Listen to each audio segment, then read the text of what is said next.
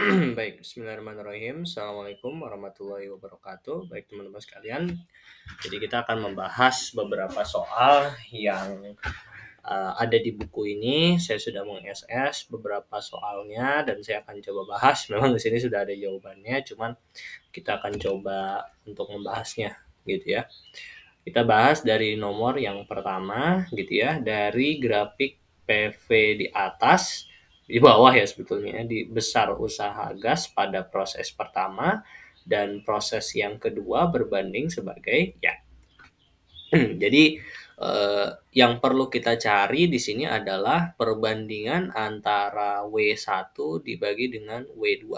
W proses 1 dengan W proses 2. Tentu ini gampang untuk dilakukan. Kita tahu bahwa usaha itu kan rumusnya secara matematis ya, karena di sini tekanan tetap ya, tekanannya tetap ya. Kenapa? Anda bisa lihat bahwa sepanjang proses ini tekanannya tidak berubah. Pada proses pertama dia tetap di 2 dan di proses yang kedua dia itu tetap di angka 15 ya. Itulah mengapa kita dapat grafik yang lurus seperti ini. Nah, karena dia memiliki tekanan yang tetap, maka berlaku proses isobarik. Dan berlaku rumus usahanya yaitu P1 delta dikali delta V1 dibagi dengan P2 delta V2. Betul ya? Nah, sebetulnya kan P1 kali delta V1 itu sama saja dengan kita menghitung luas arsiran di bawah kurva ini. Misalkan pada proses 1 gitu ya, pada proses 1 ini kita batasi berarti sistem dia mulai bekerja dari si V-nya 10 dan berakhir di V-nya 40. Berarti kan untuk mencari usaha sama saja dengan kita mencari luas di bawah kurva seperti ini. Cuman kita akan pakai metode analitik saja ya, metode ini. P1-nya kan 20 ya, berarti 20 dikali delta V1. Berarti V2 delta V pada proses 1 itu artinya delta V yaitu kan selang antara volumenya gitu ya. Dimulai dari volume 10 diakhiri dengan volume 40. Berarti selang antara 10 sama 40 ini berapa? Ya sepanjang 30 ya. Panjang ini ke sini kan selangnya 30. Ya, 40 kurang 10 30. Maka di sini 30. Dibagi dengan P2-nya. Pada proses 2 itu adalah 15. Berarti 15 dikali selang volumenya pada proses 2 yaitu ini 60, ini 20 berarti selangnya 40. Nah, ini bisa kita dengan mudah dapatkan ini coret, ini coret, ini coret, ini 5, ini coret, ini 5. Ternyata 5 per 5 atau 1 per 1 atau ini sama saja dengan 1 banding 1. Jadi jawabannya yang betul adalah yang E. Soal ini gampang ya. Nah, sekarang soal yang kedua. Di bawah ini adalah grafik P, tekanan terhadap volume suatu gas di ruang tertutup yang mengalami berbagai proses. Nah, bagian dari grafik yang menyatakan gas memperoleh usaha luar adalah, ingat ya, saya mengingatkan kembali bahwa usaha itu kenapa bisa bernilai positif, itu dikarenakan dia itu melakukan, atau saya bisa tulis di sini, usaha itu positif jika sistem melakukan usaha. Sedangkan usaha bisa bernilai negatif jika sistem menerima usaha dari luar. Oke. Nah, kalau dilihat di sini ya, proses D ke A dan B ke C itu tidak mungkin ya kita dijadikan pilihan di sini. Kenapa? Karena dia tidak memperoleh usaha dari siklus dia. Siklus D ke A dan B ke C itu kan proses yang disebut dengan isohorik, di mana volumenya tetap ya. Volume tetap ya di angka V1 dan di sini V2. Maka kalau isohorik ya, ini kan isohorik ya. Kalau isohorik berarti apa? W-nya sama dengan 0. Ini untuk isohorik. Maka tidak mungkin proses D ke A dan B ke C kita jadikan pilihan. Jadi B ke C dan D ke A tidak mungkin. Tinggal AB, CD, dan AC. AC juga tidak mungkin. Kenapa? Karena tidak terjadi siklus dari A ke C. tidak ada siklus itu. Adanya siklus A ke B atau D ke A, ya. Tidak ada siklus A ke C, itu tidak ada. Karena kita berdasarkan grafik ini, begitu ya. Berarti tinggal siklus A ke B dan tinggal siklus A ke B, ya benar, dan C ke D. Mana yang kira-kira positif? Yang apa namanya, usahanya itu memperoleh usaha dari luar. Kalau memperoleh usaha dari luar berarti W-nya harus negatif. Nah, usaha itu dia itu bisa bernilai positif sebetulnya kalau pada grafik itu bisa kita nilai berdasarkan arah berjalannya. Kalau arah berjalannya ke kanan, gitu ya, arah berjalannya ke kanan, ini kan berarti akan ada luas kurvanya ya. Luas kurva yang mana ini menunjukkan usahanya. Ya, ini menunjukkan usahanya, gitu ya. Nah, usaha itu pada grafik bisa bernilai positif kalau misalkan dia itu berjalan dari kiri ke kanan. Jadi dari sini ke sini gitu ya, berjalan ke kanan. Artinya dia akan melakukan usaha gitu. Ke kanan secara positif gitu. Tapi kalau misalkan dia itu ke kiri gitu ya, maka dia melakukan usaha negatif yang bernilai negatif. Intinya sih gitu ya sebetulnya kalau misalkan membaca grafik. Kalau grafik itu kalau ke kanan berarti dia positif, ke kiri dia negatif. Nah, berarti kalau yang misalkan kita lihat nih dari pilihan A ke B dan C ke D, yang arah siklusnya itu ke kiri yaitu ya C ke D. A ke B berarti dia positif. Jadi jawaban yang paling tepat adalah C, D gitu ya. Good. Oke. Sekarang kita bahas nomor 3. Nomor 3 ya saya bahas di bawah. Suatu gas. Ini saya bikin seperti ini gitu ya. Oke, good. Saya bikin ada garisnya. Nah, seperti ini. Oke, good. Nomor 3. Suatu gas volumenya 0,5 meter kubik. Jadi volume awalnya 0,5 meter kubik. Perlahan-lahan dia dipanaskan pada tekanan tetap. Berarti P-nya adalah 2 kali 10 pangkat 5. Sehingga volumenya menjadi 2 meter kubik. Berarti V2-nya adalah 2 meter kubik. Usaha yang dilakukan gas adalah ya udah W-nya berapa? Ini gampang ya. Karena tekanan tetap berarti isobarik. Artinya rumusnya yang kita pakai adalah P kali delta V. Karena delta V P-nya sudah kita ketahui yaitu 2 kali 10 pangkat 5 dan delta V-nya berarti V2 kurang V1 berarti 2 dikurang 0,5 yaitu 1,5. Maka kita akan mendapatkan hasilnya adalah 3 kali 10 pangkat 5 Pascal. Gampang ya? Untuk soal nomor 3. Nomor 4, gas yang terdapat dalam suatu tabung ditutup oleh piston sehingga dia mengalami kenaikan suhu 100 derajat Celcius. Berarti delta T-nya adalah 100 derajat Celcius. Jika tekanan tabungnya tetap, berarti P-nya adalah 1,5 kali 10 pangkat 5 Pascal. Dan volume awalnya V1 gitu ya, 0,3 meter kubik. Dan suhu awalnya adalah berarti T1-nya 27 derajat Celcius. Maka kerja yang dilakukan adalah berapa? Nah, sebetulnya kita bisa mendapatkan hasilnya dengan cara, sekarang kita lihat ya bahwa T1-nya 27 derajat Celcius. Karena kita tahu karena kita tahu bahwasanya delta T-nya atau perubahan suhunya adalah 100 derajat Celcius, maka T2-nya suhu akhirnya yang awalnya 27 akan bertambah sebanyak 100 derajat. Berarti menjadi 127 derajat Celcius. Atau dalam hal ini dalam satuan Kelvin adalah 400 Kelvin. Dan 27 derajat ini sama dengan 300 Kelvin. Oke, good. Nah, yang tanya di sana adalah W-nya berapa? W itu kan apa? P kali delta V. Masalahnya V1 yang baru kita ketahui. Kan V2 kurang V1. Berapa nilai V2? Nah, sebetulnya bisa kita cari dengan cara kita tahu bahwa ini adalah proses isobarik. Kalau isobarik tekanan tetap berarti berlaku V1 per T1 sama dengan V2 per T2. Berarti T2 sama dengan V2 kali T1 per V1. Betul ya? Ya, betul. Nah, jadi T2-nya sama dengan V2 berapa tadi? V2-nya yang dicari kan T2 ya. Maaf, ada sedikit kesalahan. Berarti V2 yang harusnya. V2 sama dengan V1 kali T2 per T1. Berarti V2 sama dengan V1-nya 0,3 kali T2-nya 400 Kelvin per T1-nya 300 Kelvin.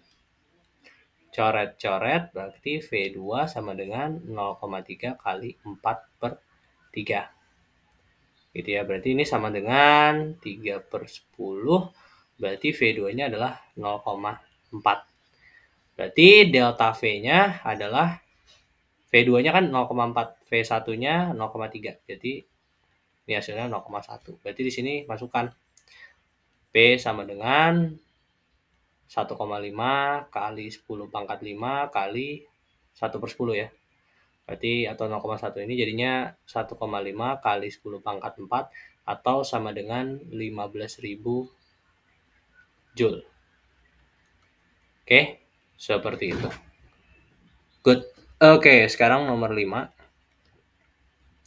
Nomor 5 adalah 2 mol gas monoatomik pada suhu 27 derajat Celcius dengan tekanan 3 kali 10 pangkat 5 Pascal mengalami proses isohorik hingga tekanannya menjadi 4 kali 10 pangkat 5.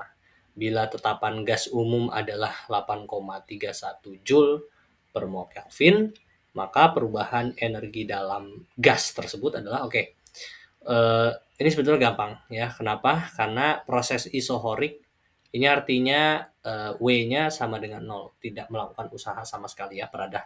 Ingat bahwa pada proses isohorik W-nya sama dengan 0 ya, karena volumenya tetap. Nah, yang ditanyakan perubahan energi dalam gitu. Nah, kita tahu perubahan energi dalam itu kan sama saja dengan, karena ini adalah gas monoatomik, berarti 3/2 nRT. Nah, 3/2, masukkan data-datanya. Molnya tadi 2, R-nya tadi 8,31. Maaf, ini NR delta T. Ya, NR delta T. Nah, delta T kan berarti T2 kurangi dengan T1. Nah, T1-nya tadi sudah dapat 27 derajat Celcius ya, atau 300 Kelvin. Masalahnya T2 belum diketahui.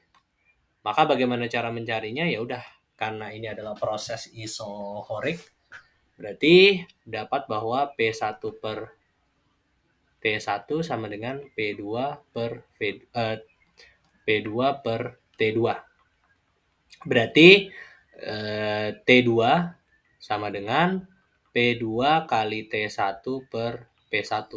Berarti T2 sama dengan P2-nya tadi 4 kali 10 pangkat 5, T1-nya tadi 300 ya.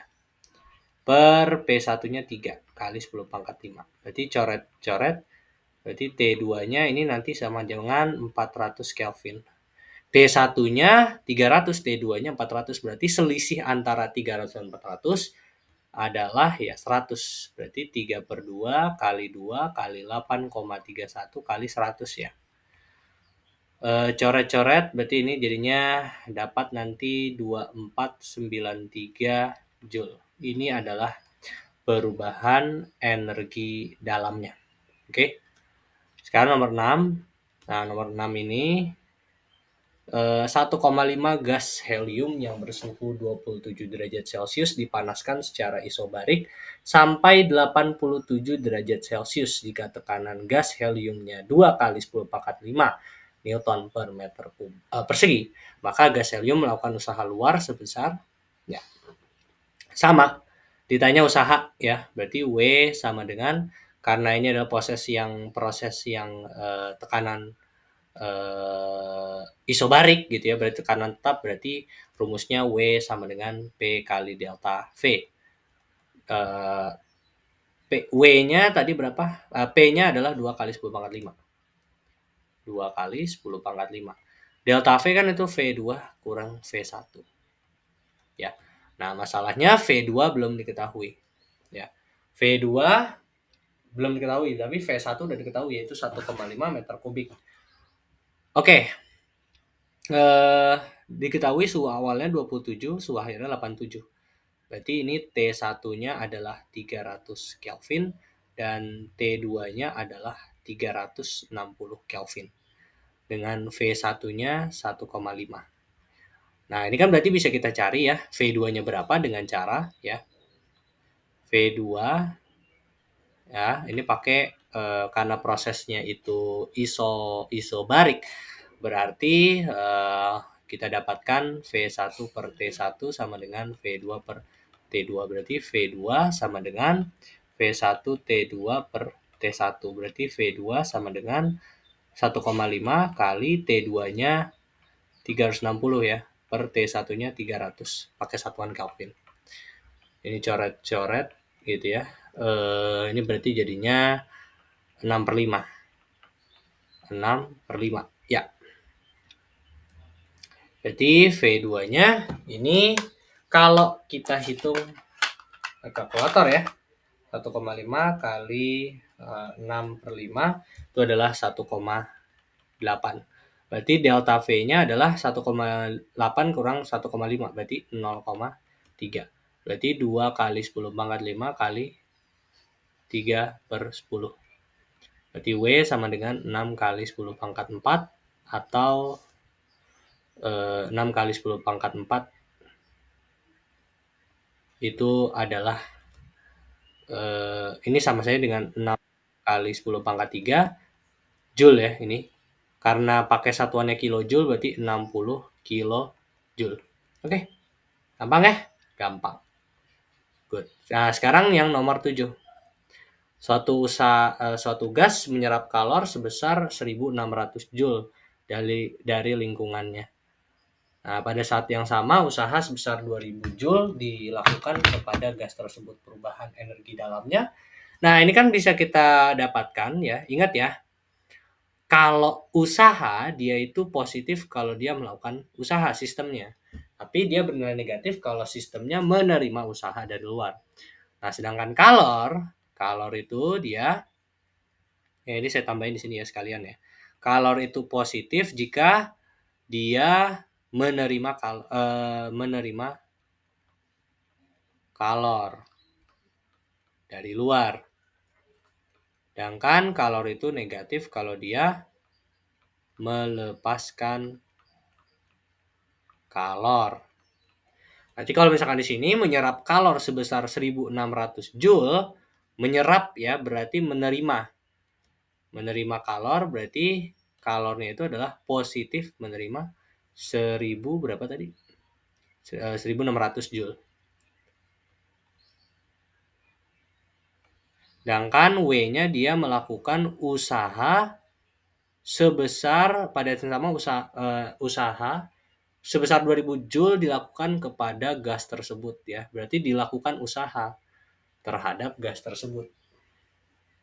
Ya. Diberikan usaha kepada gas tersebut gitu ya. Dilakukan kepada gas tersebut. Berarti karena si usahanya itu dilakukan terhadap gas gitu ya, maka dia dikurangi gitu ya. Maka dia dikurangi ya. Karena kenapa? Karena dia menerima usaha dari luar. Ya, mohon maaf, kita lanjutkan ya. Berarti karena dia menerima usaha ya, dilakukan usaha pada gas, pada sistem, maka dia bernilai negatif ya. Berarti dia negatif berapa? Negatif 2000. Negatif 2000 Joule. Berarti delta U-nya yang ditanyakan perubahan energi dalam. Delta U kan sama dengan Q min W. Karena Q-nya positif berarti positif 1600 dikurangi dengan W-nya yaitu negatif 2000 Joule. Berarti negatif 2000. Berarti delta U-nya 3000 positif 3600 Joule. Ya. Jawabannya berarti ada ya yang D. Nah, sekarang yang terakhir ya. Mesin Carnot menjalani siklus seperti ditunjukkan pada grafik. Jika usaha yang dilakukan mesin adalah 6000 Joule, maka besaran kalor yang diserap mesin adalah berapa Joule? Nah, di sini ya, yang diketahui adalah usaha yang dilakukan pada mesin adalah 600 Joule, berarti W-nya adalah 600 Joule. Diketahui T1 327 derajat Celcius, atau kalau misalkan kita ubah ini menjadi Kelvin, ini menjadi 600 Kelvin. Sedangkan T2-nya adalah berapa tadi? 207. Dimana kalau misalkan kita ubah menjadi Kelvin, itu menjadi 480 Kelvin.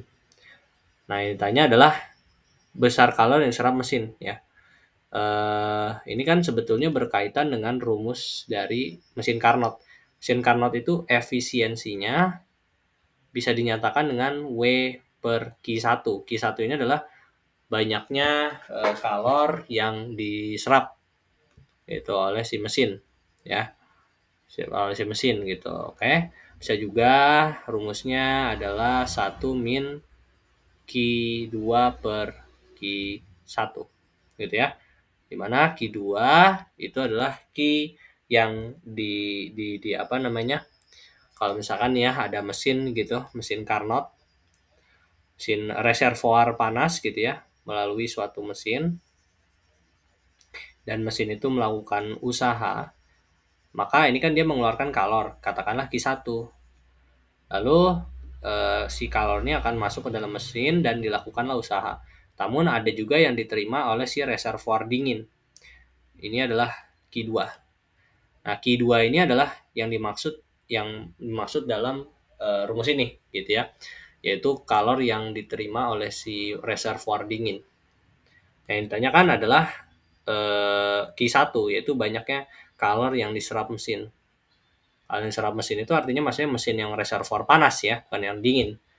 Berarti di sini ya, di sini kita punya dua rumus. Nah, satu lagi bisa juga 1 min T2 per T1. Karena kita ingin mencari Q1 dan kita diketahuinya usaha, maka kita bisa menghubungkan dua rumus ini ya. Maka ini menjadi W per Q1 sama dengan 1 min T2 per T1. Berarti Q1 sama dengan W per 1 min T2 per T1. Berarti Q1-nya adalah karena dilakukan usaha W-nya sebesar 600 Joule per 1 min T2 per T1. T2-nya adalah 480 per 600. Nah, ini 1 min. Nah, ini kalau misalkan Anda hitung, nanti didapat hasilnya adalah 3000 Joule. Oke, 3000 Joule. Oke. Jadi seperti itu. Nah, untuk nomor 9 karena tidak ada pilihannya dan soalnya kurang lengkap, jadinya tidak bisa kita lakukan penyelesaian soal. Oke, mungkin sekian yang bisa saya sampaikan pada kesempatan kali ini. Terima kasih. Assalamualaikum.